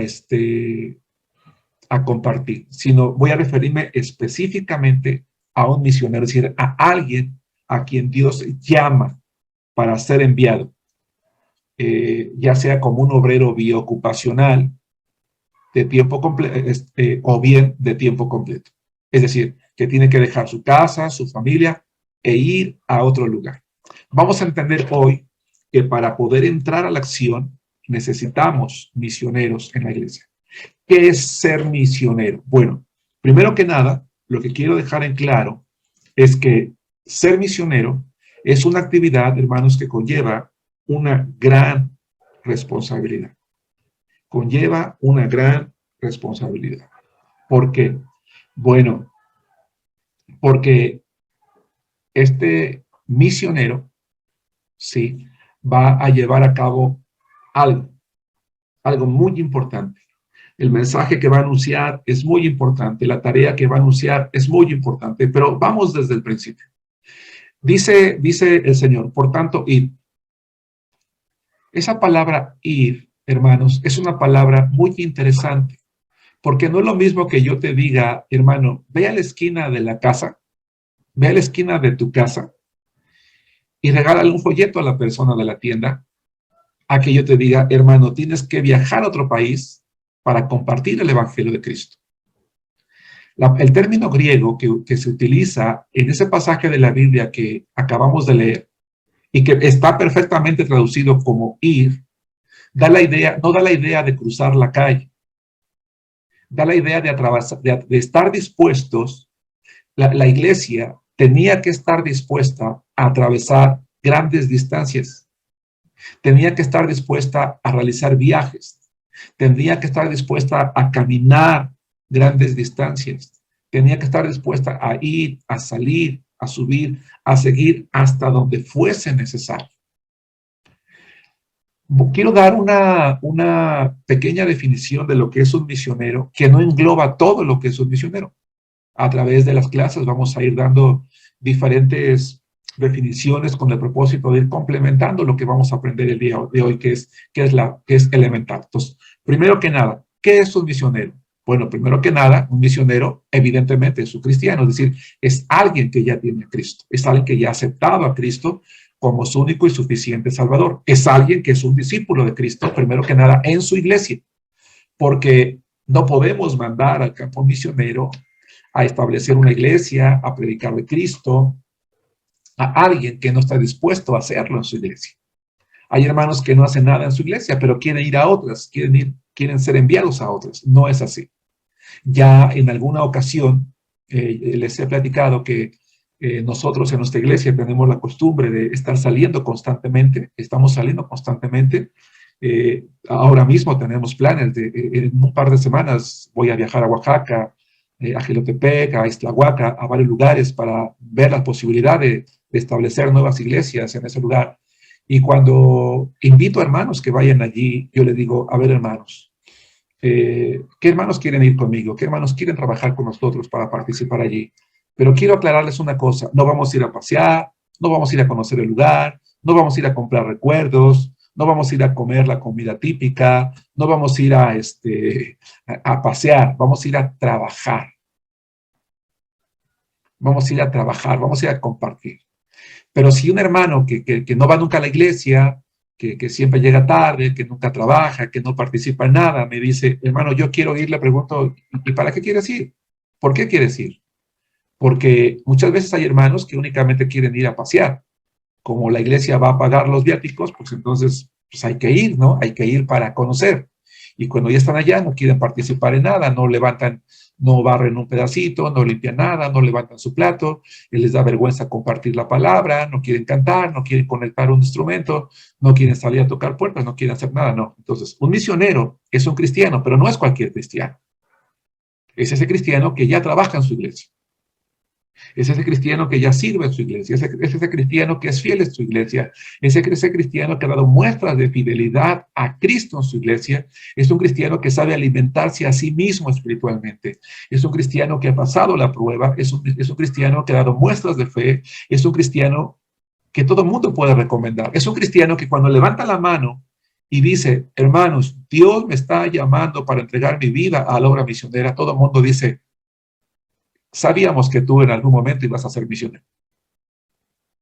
Porque hemos visto toda tu historial. Hemos visto cómo trabajas. Pero no es aquel hermano que dice, ¿y ahora por qué él quiere ser misionero? Oye, ya viste que quiere ser misionero, pero pues, misionero, ¿por qué si no hace nada? Entonces, ya que queda claro que a qué tipo de cristianos nos estamos refiriendo y por eso está subrayado y resaltado allí, un misionero es un cristiano que desea salir de su lugar de residencia. Ahora, quiero aclarar entonces que, aunque aquí no está en la nota, lo acabo de mencionar, es alguien que ha sido llamado por Dios. Y aunque más tarde voy a hablar de lo que es el llamado, específicamente voy a dedicar un tema para hablar del llamado, el llamado de Dios es un deseo profundo en el corazón, sí, que no podemos evitar, que podemos decir que no, pero que es tan grande que nos lleva a tomar la firme decisión de consagrar completamente nuestra vida al Señor y que desea salir de su lugar de residencia con el fin de hacer discípulos en otras ciudades o culturas y establecer nuevas iglesias o fortalecer alguna que ya ha comenzado pero que necesita más apoyo para el trabajo. A ver, vamos por partes. Desea salir de su lugar de residencia. Comentábamos, hermanos, que en misiología hay una distinción entre evangelizar y hacer la obra misionera. Misiología dice que si nosotros cruzamos la calle, vamos a la otra colonia o al otro estado de la República, eso es evangelizar, que la obra misionera es cuando se cruza una cultura. Y yo les decía que no estoy del todo de acuerdo con ello, pero les di la información porque eso es lo que dice la misiología. De tal manera que en lo que nos vamos a centrar hoy es que quien quiere ser misionero, sea que va a otro estado de la República dentro de la misma nación, o cruza otra cultura dentro de la misma nación, o cruza una barrera geográfica, es alguien que está dispuesto a pagar el precio de ir a donde sea, de salir de su lugar de residencia, de dejar a sus amigos, de dejar a sus padres, dejar a sus hermanos, de quizás dejar su trabajo allí para tener otro trabajo allá, si va a ser un obrero biocupacional, pero que está dispuesto a renunciar a todo eso por la obra de Cristo, para aprender otro idioma, para aprender otra cultura, con el propósito de establecer nuevas iglesias. Ahora, aquí hay algo muy interesante, y quizás esto es algo que va a ir en contra de lo que tal vez algunos estamos acostumbrados a hablar. Hermanos, equivocadamente nosotros llamamos misión a una obra nueva. Y hasta que no tenemos un culto especial donde supuestamente ya ordenamos a la misión como iglesia, no lo llamamos iglesia. Y hay misiones que tienen 10 años, 15 años siendo misiones y nunca terminan siendo iglesias y por lo tanto no absorben la responsabilidad que implica una iglesia. Pero eso no es lo que enseña la Biblia. La Biblia enseña que la iglesia establecía iglesias, que los apóstoles establecían iglesias y que Pablo establecía iglesias. A lo mejor lo que nos da miedo es llamarlo iglesias porque de repente decimos, si es que si no funciona, pues cómo la vamos a cerrar y pues como que siento más feo decir que cerré una iglesia a que cerramos una misión. Bueno, obviamente hay ciertos requisitos que tiene que haber, ¿verdad? Primero que nada, pues miembros bautizados, ¿no? Y algunos requisitos que hoy no vamos a mencionar, sino más adelante. Entonces, nosotros vamos a establecer iglesias, porque a lo mejor no hay una iglesia, pero a lo mejor, hermano, tú quieres ser misionero porque quieres ir a apoyar a un misionero que ya está trabajando. A lo mejor tú no vas a ser el pastor, porque ya hay un misionero que está ejerciendo como pastor, pero necesita de un equipo de trabajo. Necesita quien le ayude a predicar, necesita maestros, necesita predicadores, necesita todo un equipo de trabajo. Y Dios te está llamando y dices, yo quiero ir a la obra misionera, pero yo no quiero ser un pastor. Yo no quiero estar al frente. Tú puedes ir a trabajar, ¿sí? Y ser enviado como misionero porque vas a ir a eso, a ser discípulos. Vas a apoyar el fortalecimiento de esa iglesia. Y si tu llamado es la obra misionera, cuando esa iglesia esté establecida, entonces te vas a otra, a establecer otra iglesia, una iglesia viva, una iglesia dinámica, una iglesia con visión misionera, una iglesia autosuficiente, es decir, ya con capacidad de sostener económicamente a su pastor, con la capacidad económica de sostener todos sus gastos y sus necesidades para que la iglesia enviadora o patrocinadora de esa obra, pues esos recursos los pueda canalizar a alguna otra. Pero eso es un misionero. Y yo estoy seguro, ¿verdad?, que entre todas nuestras iglesias, Dios ha llamado a muchos como misioneros, pero muchas veces el miedo nos hace decir que no, o nuestras prioridades, o nuestros deseos. Hermanos, si Dios te está llamando como misionero, no tengas miedo. Es natural tener miedo. Yo tuve miedo cuando Dios me llamaba como pastor y el miedo me hizo detenerme por mucho tiempo. Pero entre más tiempo permitimos que el miedo nos haga decir que no, más vamos a tardar en responder al llamado de Dios y más almas se van a estar perdiendo por causa, ¿verdad?, de que no hay quien les predique. Entonces, un misionero es un cristiano que desea salir de su lugar de residencia con el fin de hacer discípulos en otras ciudades o culturas y establecer nuevas iglesias o fortalecer alguna que ya ha comenzado, pero que necesita más apoyo para el trabajo. Pero ¿qué pasa, hermano, si tú dices, hermano, yo no tengo llamado a ser un pastor misionero, no tengo llamado a ser un misionero, pero me gusta la obra misionera? ¿Te puedes ir? También te puedes ir, hermano. Bueno, ¿cómo te puedes ir?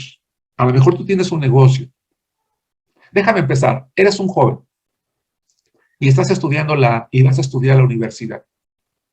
No dejes tus estudios, pero ¿por qué no te vas a un país donde hay un misionero que necesita apoyo y allí estudias tu universidad y apoyas a ese misionero? Sostienes a tu familia con un negocio, porque no traspasas tu negocio allí donde tú vives y te vas a vivir donde hay un misionero que no tiene un equipo de trabajo. Allí pones tu negocio, oras a Dios para que te permita establecer allí un negocio fructífero, pero también haces un pacto con Dios de dedicar tiempo a salir con el misionero a apoyar su trabajo. Y entonces tú vas a hacer un apoyo, tus ofrendas, tus diezmos van a entrar a esa congregación que está creciendo, esa iglesia que está en desarrollo o esa nueva iglesia en crecimiento, y vas a hacer un apoyo. No eres un misionero, no eres el pastor, pero amas la obra misionera, estás sosteniendo a tu familia con tu trabajo, ya eres profesionista, ya tienes un trabajo. Bueno, ¿por qué no renuncias a tu trabajo y te buscas un trabajo en ese estado? ¿O por qué no pides un cambio si se puede? ¿No? Es decir, hay muchas maneras también. Aclaro, específicamente estamos hablando del que es llamado. Pero también quiero aprovechar la ocasión para decir que sí hay muchas maneras de involucrarnos directa o indirectamente, personalmente, familiarmente, porque tenemos la responsabilidad y la oportunidad de ir. Y bueno, alguien diría lo siguiente: en estricto sentido, todo cristiano debiera ser un misionero. Bueno, es algo discutible. Lo que voy a decir es que todos somos responsables de compartir la palabra, todos somos responsables de compartir la fe. Y por lo tanto, podemos hacerlo, sí, o tenemos que empezar haciéndolo allí en nuestro lugar de residencia. Ahora bien, el cristiano que desea pasar de la emoción a la acción tiene que saber algo. Tiene que saber que predicar el evangelio de Jesucristo tarde o temprano le va a llevar a atravesar grandes distancias. Porque a lo mejor tú dices, bueno, yo no me voy a ir como misionero, no voy a dejar mi lugar de residencia, no voy a vender mi negocio, no me voy a ir a estudiar mi carrera a otro lugar, a otro país, pero amo la obra misionera. Bueno, involúcrate en el trabajo misionero de tu iglesia, en el equipo de trabajo. Van una vez a la semana, van una vez al mes, cada cuando van, ¿por qué no vas tú? Tarde o temprano van a ir a lugares más lejos. Ve allí, tienes que estar dispuesto a ir allí. ¿Por qué? Porque cuando estamos dispuestos a involucrarnos en ese tipo de trabajo, entonces van haciendo en nosotros ese amor por las misiones. Habemos muchas personas que no tenemos amor por las misiones porque nunca hemos ido a una, porque nunca hemos hecho un viaje, porque nunca hemos participado en un equipo, porque decimos, es que es muy cansado, es que es mi día de descanso, es que cómo me voy a levantar temprano para ir a viajar 4 o 5 horas el mismo día y regresar al siguiente día. No. Si tú y yo somos discípulos de Cristo, entonces amamos las almas. Y si amamos las almas, amamos la obra de Dios. Y si hemos entendido la palabra de Dios, hemos entendido que tenemos una responsabilidad y una oportunidad, y tarde o temprano, al amar la obra, tenemos que estar dispuestos a atravesar grandes distancias. Algún día a viajar a regiones que nunca pensamos que íbamos a ir. A lo mejor algunas de difícil acceso, o a lugares desconocidos, o a lugares peligrosos. Eso pasa. Cuando uno está involucrado en el trabajo misionero, incluso de corto plazo, se pasan peligros, pasan a veces accidentes, pasan cosas, pero eso es normal, eso es natural, pero es maravilloso dar testimonio de cómo Dios nos va librando de todo eso. Pero lo importante es acción. Estamos hablando de acción misionera, que con emoción no hacemos nada, hermanos. Tenemos que pasar de la emoción a la acción. ¿Recuerdas lo que dice Romanos 10, 13 y 14? Porque todo aquel que invocar el nombre del Señor será salvo. Pero hace una pregunta: ¿cómo pues invocarán a aquel en el cual no han creído? ¿Y cómo creerán en aquel de quien no han oído? ¿Y cómo irán sin haber quien les predique? Hermanos, es maravilloso ver cómo la gente se convierte a Cristo y toma una decisión con compromiso. Ahora que hemos establecido, hermanos, una nueva iglesia en Tlaxcala, les decía, hay un matrimonio muy joven, que recién se bautizó, Y es muy bonito ver cómo ellos han abrazado el evangelio. Son comerciantes, tienen una pollería, venden pollos rostizados, están siendo discipulados. Y a veces uno tiene temor. Ahora, aclaro, todavía no estamos teniendo reuniones porque el lugar que nos donaron para el templo no tiene nada, está limpio. De hecho, yo les decía hace rato que en la mañana, hace rato llegué de viaje porque fuimos a contratar los servicios de agua, de drenaje, número oficial, etcétera, etcétera. Pero planeamos ya a partir de, si Dios lo permite, en máximo un mes, comprar unas carpas, levantar un baño y empezar reuniones. Pero este joven matrimonio, sin pedírselo, por voluntad propia, entendieron que el domingo es el día del Señor y ya decidieron cerrar su negocio. Este domingo ya cerraron su negocio para poder descansar y recibir a los hermanos que viajan desde la Ciudad de México hasta allá para discipularles, porque ellos estaban siendo discipulados en su negocio. Entonces, mientras partían el pollo, mientras daban las tortillas, mientras servían el arroz, estaban escuchando la clase. Y en la medida en la que fueron aprendiendo y Dios fue tocando sus corazones, dijeron, necesitamos dedicarle tiempo a Dios. Y están diciendo, ¿cuándo vamos a empezar a reunirnos? Ellos ya quieren reunirse. Y es muy bonito darnos cuenta cómo la gente acepta a Cristo, cree en Cristo y quiere comprometerse y se emociona. Y como ellos podemos contar de otros creyentes que se han convertido también. La gente es la que nos está diciendo dónde se van a reunir, cuándo van a empezar. Ya queremos estar con ustedes. Y es maravilloso, porque muchas veces somos nosotros los que tenemos que presionar a la gente para que vaya y ahora es la gente la que nos está presionando a nosotros para poder hacerlo. Claro, espero que cuando ya esté el lugar, pues la gente quiera ir. Pero al punto que voy es, cuando nosotros no pasamos de la emoción a la acción, pues nos perdemos todo eso. Hermanos, es muy bonito estar en el templo sentados, escuchando una bella predicación del pastor, alabando al Señor juntos. Para eso es el día del Señor. Sí, pero hay algo más que eso. Tenemos que pasar a la acción. La única manera de cambiar al mundo, hermanos, es a través de la proclamación del Evangelio. Cuando Jesús llamaba a sus discípulos, les decía para qué los quería. Por ejemplo, Mateo 4, 18 y 19. Andando Jesús junto al mar de Galilea, vio a dos hermanos, Simón, llamado Pedro, y Andrés su hermano, que echaba la red en el mar porque eran pescadores. Y les dijo, vengan en pos de mí y los haré pescadores de hombres. Vengan en pos de mí y los haré pescadores de hombres. Si ustedes leen más adelante, si mal no recuerdo, Marcos capítulo 3, versículo 14, dice que llamó así a los que él quiso para que estuviesen con él y para que fuesen enviados. Es decir, si ustedes y yo leemos con cuidado los evangelios, vamos a descubrir que lo primero que hizo Jesucristo con sus discípulos al llamarlos, no fue sentarlos a escuchar una predicación. Lo primero que hizo con ellos fue decirles, vayan delante de mí a predicar el evangelio. Ellos iban abriendo las puertas a donde Jesús llegaba, por eso había mucha gente que ya lo estaba esperando, porque los discípulos se adelantaban muchas veces a él a preparar el camino. Y me temo, hermano, hermana, que tú y yo no fuimos llamados para algo diferente. Fuimos llamados para lo mismo, para ir también a anunciar el evangelio de Jesucristo. Porque ¿qué es lo que anuncia el misionero, hermanos? Eso, el evangelio. Ahora, vamos a notar algo interesante en Mateo 4:23, a donde les pido de favor que me acompañen. Mateo capítulo 4, versículos 23. No he pedido que hagan lectura, hermano, las estoy haciendo yo porque quiero economizar un poquito el tiempo para que podamos avanzar en la clase. Pero espero que me estén siguiendo allí en sus Biblias. Mateo capítulo 4, versículo 23. Dice así la palabra de Dios.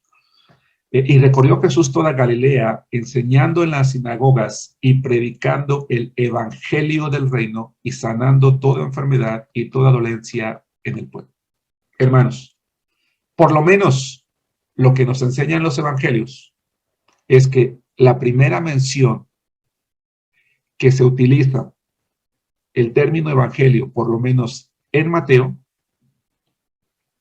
es interesante observar que describe una acción. Ojo, describe una acción, no un mensaje, no un sermón. Describe una acción que los discípulos vieron en la persona del Señor Jesús, quien en estricto sentido podemos decir que actuó como un misionero. Va de nuevo. Dice, y recorrió Jesús toda Galilea, enseñando en las sinagogas de ellos y predicando el evangelio del reino.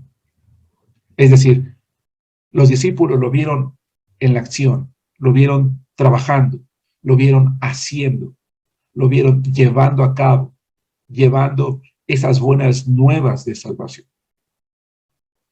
¿Recuerdas, hermano, qué significa la palabra evangelio?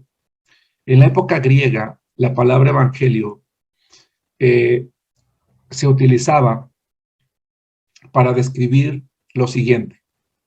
Enviaban atletas a competir en las carreras de atletismo, y cuando el atleta ganaba, se enviaba a un mensajero a llevar la buena nueva de que había ganado la corona. Esa buena noticia que llevaba era recibida con gozo por la población que había enviado a ese atleta. Esa buena noticia era eso, el evangelio, porque la palabra evangelio significa buena noticia e implícitamente provoca gozo. Esa palabra evangelio también es utilizada o era utilizada cuando iban a la guerra. Cuando iban a la guerra y se ganaba la guerra, se ganaba una batalla, se tomaba un mensajero que iba corriendo, iba rápido a llevar la buena nueva de la victoria. Esa buena nueva era recibida con gozo, sí, porque se había ganado en una ocasión la carrera atlética, en esa segunda ocasión la guerra, y provocaba gozo. Jesucristo iba predicando una buena noticia, pero acerca del reino de los cielos. Y él esperaba que en la medida en la que el ser humano recibiera esa buena noticia de que el reino de los cielos se había acercado, entonces la gente se gozara, se alegrara, se regocijara en escuchar el mensaje de Jesucristo. Y qué maravilloso, hermanos, es ver personas que se gozan, que se alegran de escuchar el evangelio de Jesucristo, que se quedan agradecidos por recibirlo. Y que te preguntan, ¿por qué nadie me había comentado esto antes? ¿Por qué nadie me había dicho esto antes? ¿Qué es lo que anuncia entonces un misionero? El misionero anuncia las buenas nuevas de Jesucristo. Ahora bien, quiero mencionar lo siguiente. Hay algo que es muy preocupante, hermanos. Hay algo que es elevadamente preocupante. Se dice, probablemente no sea el caso de tu iglesia, pero lo preocupante sería que si fuera el caso. Se dice que en una iglesia común, el promedio de hermanos que comparten su fe oscila en el 2%. Es decir, en una iglesia común, de cada 100 personas, solo 2 comparten la fe en Jesucristo. Es decir, solo 2 están evangelizando. Ahora, esto no tiene por qué ser una ley. A lo mejor en tu iglesia son 5, a lo mejor en tu iglesia son 10, pero difícilmente son todos. Lo que sí es un hecho es que difícilmente son todos. Hermanos, si todos los cristianos en el mundo, si todos los seres humanos que hoy somos cristianos, compartiéramos nuestra fe, muy probablemente el mundo entero ya habría escuchado por lo menos una vez el evangelio de Jesucristo. De tal manera que decimos, bueno, es que el evangelio de Jesucristo no se ha escuchado porque no hay recursos económicos. No se ha escuchado porque no hay misioneros. No se ha escuchado porque las iglesias son pequeñas. No se ha escuchado por todo lo que ustedes quieran poner como excusa. Pero la realidad es que no se ha escuchado porque la mayor parte, el mayor porcentaje de hermanos en las iglesias no estamos compartiendo nuestra fe. Hermano, yo te voy a hacer una pregunta y no espero una respuesta. Es una pregunta retórica. ¿Cuándo fue la última vez que compartiste de Cristo? ¿Cuándo fue la última vez que hablaste de Jesús con una persona? ¿Cuándo fue la última vez que regalaste un folleto? ¿Cuándo fue la última vez que presentaste completo el plan de salvación? ¿Cuándo fue la última vez que oraste por la salvación de alguien? ¿Cuándo fue la última vez que participaste en un equipo de corto plazo? ¿Cuándo fue la última vez que pensaste en alguien para hablarle de Cristo? Si tu respuesta es ayer, la semana pasada, hoy mismo, en este mes, qué bueno. Pero muy probablemente un elevado porcentaje de hermanos que están escuchando esta clase y que la escucharán más adelante a través de la reproducción, nunca lo hayan hecho en su vida. Probablemente hay quien sí lo ha hecho en su vida, pero le hace tanto tiempo que le cuesta recordar cuándo lo hizo. Hermanos, dice el Señor, ¿por qué me llamáis Señor, Señor, y no hacéis lo que yo os digo? Ahora mismo, hermanos, en la iglesia en la que estoy sirviendo como pastor, estoy predicando una serie que se llama Discípulos de Cristo. Te invito a que escuches el sermón que prediqué el miércoles pasado. Se llama El Señor del Discípulo. En ese sermón predicaba yo a la iglesia y les decía que el problema por el que un elevado número de creyentes en la iglesia no predicamos de Cristo es porque ni siquiera estamos viviendo la vida cristiana. Y decía yo a los hermanos que probablemente en mi caso, Satanás esté delante de Dios diciéndole algo como lo siguiente: este hombre es tu hijo, pero yo controlo su vida.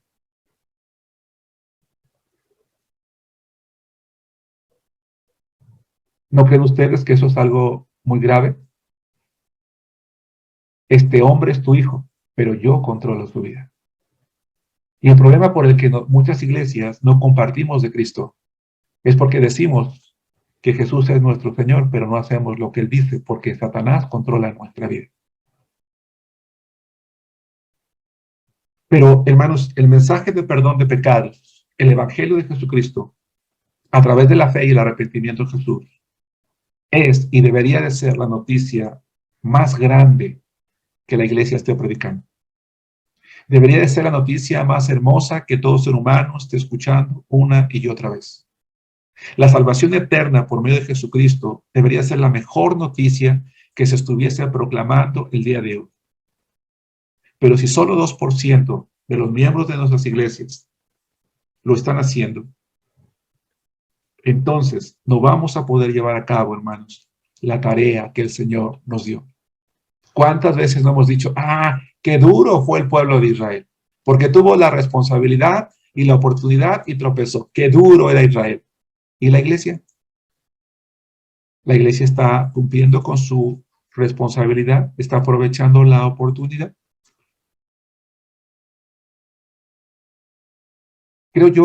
Espero yo, hermanos, que esta materia de misiones nos lleve a pensar en lo siguiente. De nada sirve aprender tanto de la Biblia si no pasamos de la emoción a la acción.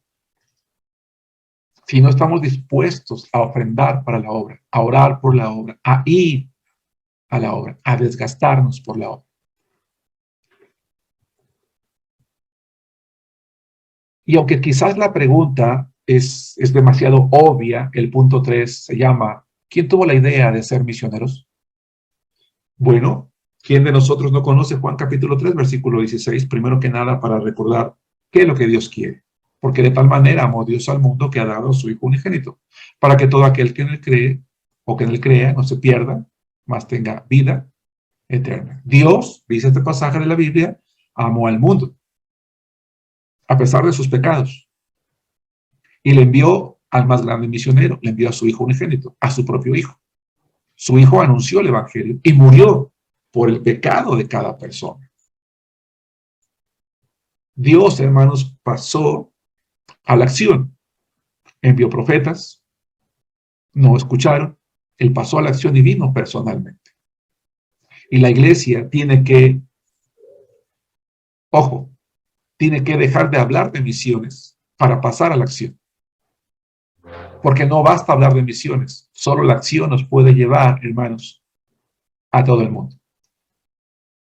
La actividad misionera no es de origen humano, tiene un origen filantrópico, por amor al ser humano nada más, no. La idea de las misiones surge en el corazón de Dios. Y si surge en el corazón de Dios, entonces cada persona que conocemos a Cristo, debemos de saber que las misiones deberían de tener un significado totalmente especial en nuestro corazón. Dios no solamente tuvo un poco de interés en el mundo, Dios amó al mundo. Dios no sintió lástima por el mundo, Él actuó a favor del mundo.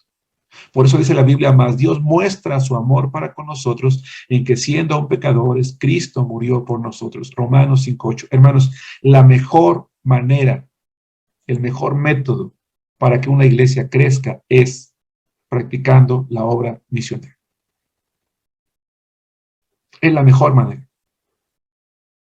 Al igual que Dios, la iglesia tiene que actuar. Dios actuó, mas Dios muestra su amor para con nosotros en que siendo un pecador, Cristo murió, pasó a la acción, que de hecho Él venía actuando desde siempre. Al igual que Dios, la iglesia debe de actuar, no solo debe de hablar de misiones, lo repito otra vez, porque con las palabras, hermanos, no se hace nada, no se llega a ningún lado, pero con la acción es posible llegar a todo el mundo. La Biblia entonces, ¿qué es, hermanos? La Biblia es un libro misionero que nos enseña que Dios quiere que todos los hombres sean salvos y vengan al conocimiento de la verdad. ¿Cuál es el propósito de Dios? ¿Cuál es el propósito de la Biblia? ¿Cuál debería de ser el propósito de la iglesia? El propósito de Dios es que el mundo conozca. El propósito de la Biblia es que todo el mundo la conozca y el propósito de la iglesia debería de ser que todo el mundo lea la Biblia para que conozca a Dios.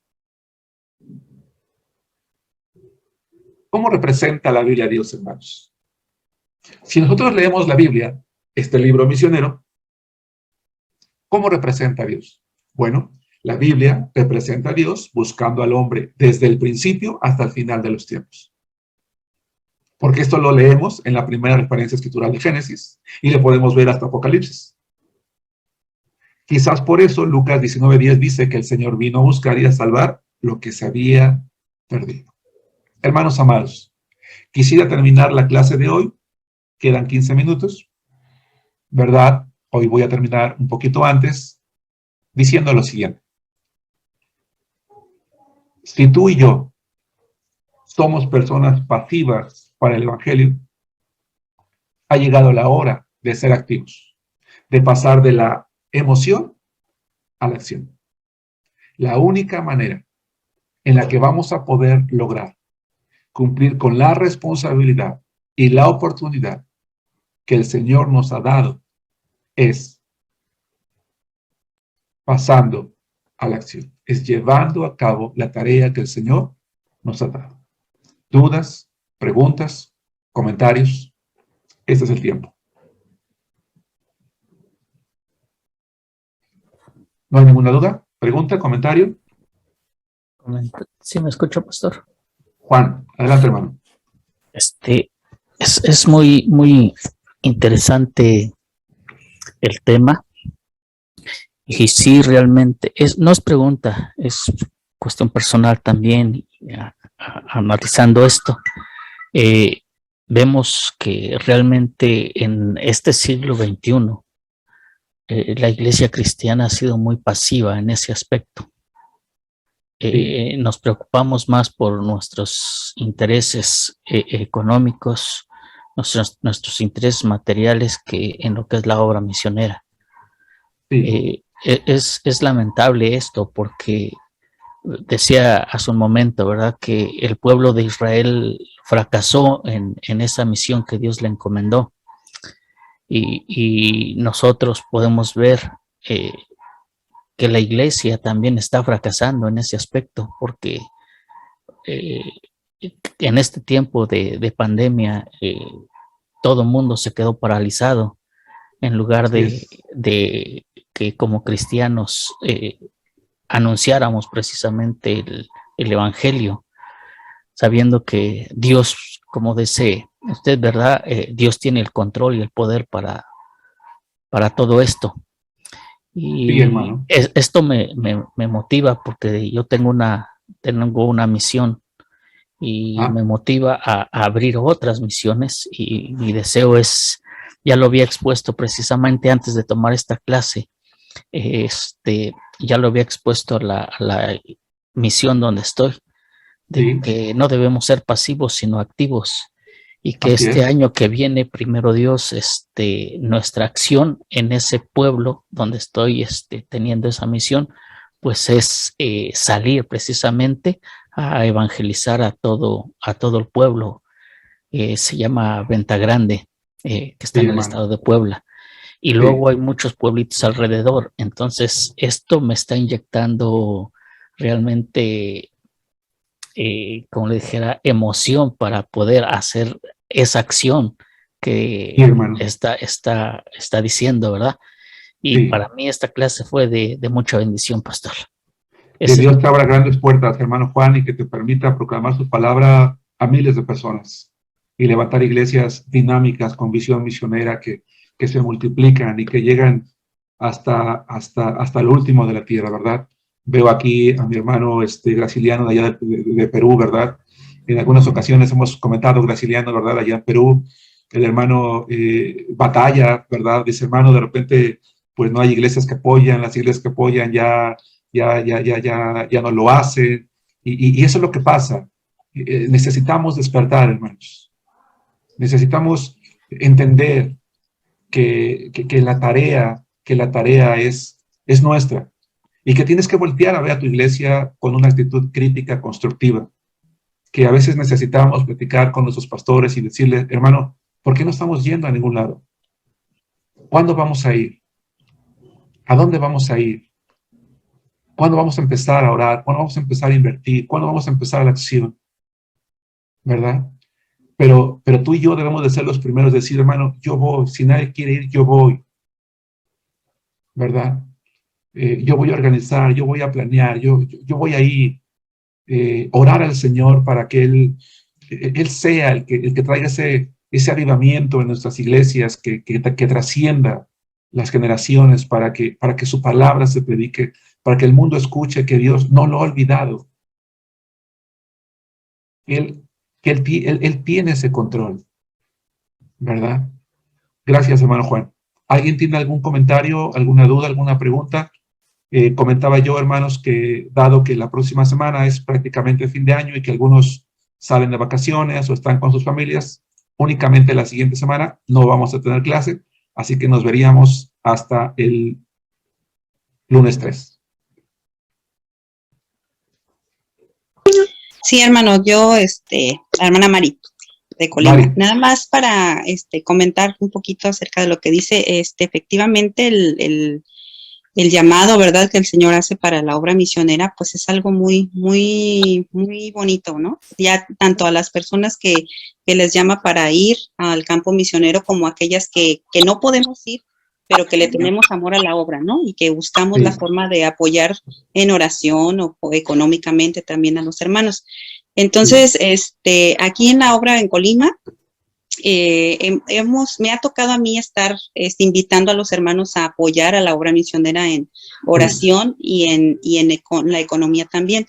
Se ha juntado cierta cantidad y se le ha estado enviando a los misioneros, a algunos misioneros como es el hermano Andraca, hemos sí, apoyado al hermano Durán, hemos apoyado al hermano Simón Joe, gracias a y así. Dios. ¿verdad? No, hemos tenido ese gozo, esa satisfacción, ¿verdad? De poder apoyar. Entonces, somos una iglesia chiquita, pero el Señor nos ha dado, o sea, nos ha bendecido para Claro, dar. Entonces, esa es una experiencia muy bonita porque los hermanos podríamos decir, son nuevos. O sea, ajá, yo me considero ya de muchos años porque pues yo desde chiquita estuve en el cristianismo. Mi sí, familia, yo cuando nací, ya nací en un hogar cristiano. Pero ajá, los hermanos que están en la iglesia de Colima, la mayoría son hermanos nuevos, que sí, no conocen esa parte, a lo mejor podríamos decir, que es la obra ajá, misionera. Entonces, para ellos, sí, pues es apenas estar entrando lo que es la obra misionera y hemos sí, estado, pues sí, nos han estado apoyando, hemos estado apoyando y sí se ha juntado el recurso qué y bueno, no hemos hecho en sí un compromiso con un hermano en específico, sino sí, que es así dinámico de decir, por ejemplo, juntamos por decir 5,000 pesos, ahora vamos a apoyar sí, al hermano fulanito, ¿no? O nos ponemos a orar para ver a Dios a quién nos dice, ¿no? A quién apoyamos. Y así hemos sí, estado trabajando. Entonces, ahora que viene Asher, nos va a visitar ahora en febrero. qué Entonces, los bueno, hermanos están, igual apoyando. Entonces, ese dinero se va a destinar al misionero Asher ahora que venga él a visitarnos. Entonces, así es como estamos trabajando nosotros en Colima en ese aspecto. Y en sí, cuanto a obra misionera local de nosotros, pues se tienen dos lugares ahorita en los que se están trabajando, que son de personas adictas, y se van a los centros a predicar los sábados. Cada sí, sábado con los varones y ahorita están empezando estamos empezando las hermanas con un centro de mujeres, pero vamos cada 15 días porque apenas vamos iniciando y como nos agarraron precisamente estas fiestas, pues dijimos, bueno, ahorita vamos a empezar pues cada 15 días, pero no quitamos el dedo del renglón de que sea igual a 8 días, para estar llevando la palabra de Dios. claro, sí. Sí, hermana, pues qué bueno, me da mucho gusto, les animo, ¿verdad? Les animo a retomar fuerzas y a seguir adelante. Y se van a dar cuenta que cuando uno empieza a involucrarse, te empiezas a enamorar y quieres más y Dios va a bendecir, Dios va a abrir obras, a abrir lugares, Dios va a dar los recursos, ¿verdad? Lo importante es que como iglesia, pues no perdamos la visión. Muy bien, hermanos, pues si no hay algún comentario o alguna duda, vamos a hacer la oración final. Les recuerdo, la próxima semana no tenemos clase. Nos vemos hasta el lunes 3, si Dios nos permite. Les mando un abrazo, espero que pasen una feliz Navidad, que disfruten con sus seres amados, que tengan un feliz año, ¿verdad? Y que, pues, lo que estamos aprendiendo sea de bendición para todos.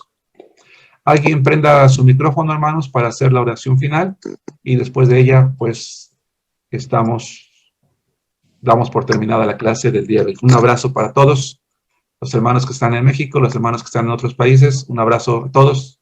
Que Dios les bendiga también.